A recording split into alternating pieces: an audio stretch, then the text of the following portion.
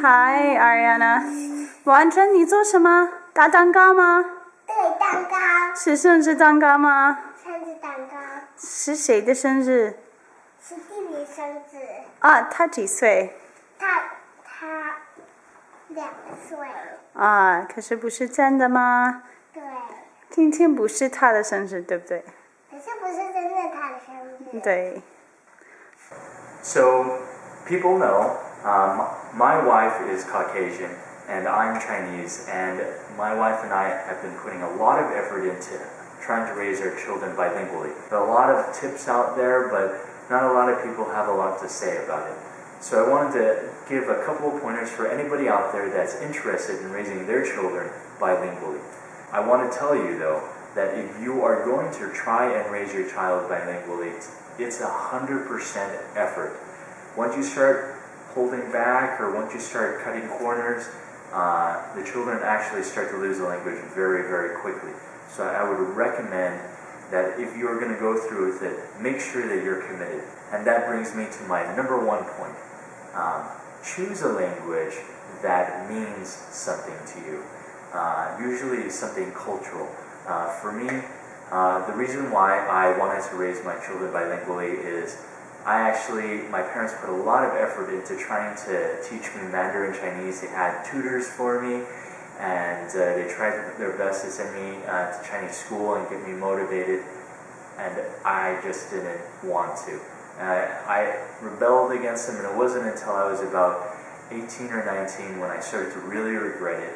I went to do missionary work in Taiwan for 2 years for my church, and I fell in love with Chinese, and I just put myself into it, and I did my best to learn Chinese as well as I could. And learning Chinese actually helped me grow closer to my parents because I can speak to them in Chinese and we understand the culture, each other's culture better. So I would recommend to choose something that means something to you. The second thing is environment. You want to surround them with things related to that language.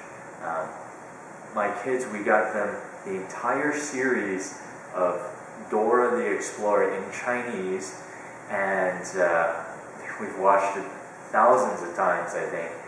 And we get Disney cartoons in Chinese, a lot of cartoons from Taiwan and China.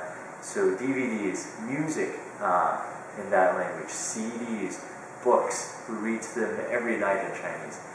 You just want to surround them with as much Chinese as they can so they can hear it, and it becomes natural to them to hear it all the time. So you want to surround them as much with the environment. One of the things I think is important also that has to do with environment is speak the language with them if you can speak that language. And the reason is that children don't just learn the language, but they have to have a reason to use it. And usually people, when they have family and they're emphasized to speak the language with them, then they know it's a family language and it's an important thing. For my daughter, we had DVDs and movies going, but she was actually picking up English better than Chinese. But we didn't give up. We just emphasized every time she would speak to us in English, we speak to her back in Chinese, and eventually she learned that whenever we're speaking to her, that we want her to speak Chinese. And now she speaks 70%, probably 80% Chinese. And because she speaks Chinese, her younger brother also speaks Chinese. Also, if you can, friends and family, also get them to speak the language to the children. If they have peers, children have peers, then they want to speak the language. You don't want to just be from the parents, but you want to have friends.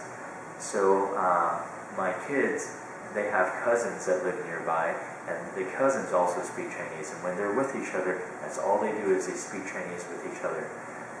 If you have any play groups with people from that language that you want them to speak, get with them.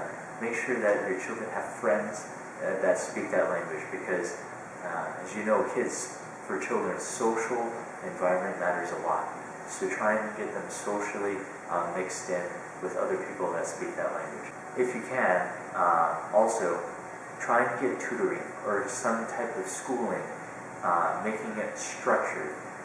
Kids know that when they go to school that that's something important. And this helps also to help your vocabulary and their vocabulary.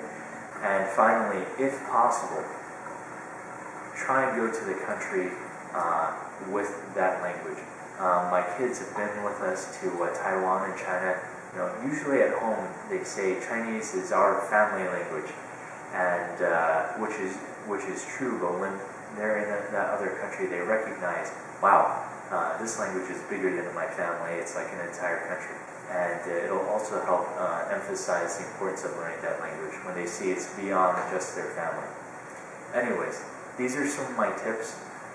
Please leave comments about any experiences that you've had raising a bilingual child, or if you have any questions, please leave them below. Alright, thank you very much. 现在坐下的Okay.